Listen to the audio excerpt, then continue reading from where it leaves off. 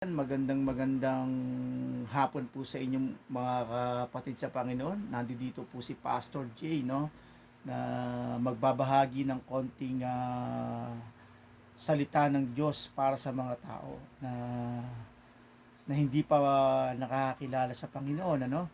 So, ibabahagi ko lamang po sa inyo yung John 14 verse 6, no. Ang sabi po doon, sabi ni Jesus Christ po, si Jesus Christ po mismo nagsabi. Sabi niya, I am the way, the truth, and the life. No one comes to the Father except through me. Sabi niya.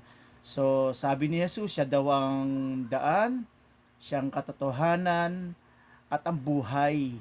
Walang makakapunta sa Ama, kundi sa pamamagitan niya. So, kailangan po natin na tayo po ay sumampalataya sa ating Panginoon at tagapagligtas na si Hesus Kristo, no? Yun po ang higit na mahalaga sa lahat sa buhay ng isang tao. Kasi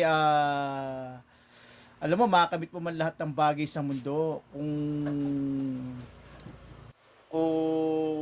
wala kang Panginoong Hesus sa buhay mo, no? Hindi ka makakarating sa kaharian ng ating Ama o sa Ama, no? O sa Ama. So, kaya napakahalaga ng verse ng John 14 verse 6 kasi sabi doon ni Christ na siya daw yung daan, siya ang buhay, siya ang katotohanan, no? No, kung wala kang Jesus sa buhay mo, walang silbi yung buhay mo, no? So, walang kabuluhan yung buhay mo dahil hindi ka rin makakarating sa kaharian ng Ama o sa Ama. So, yan po ang aking i-share ngayon. So, napakaganda po na malaman natin na sa pamamagitan ng ating Panginoong Hesukristo, tayo po ay makakarating sa kaharian ng Ama. So, maraming salamat and God bless you po sa inyo lahat.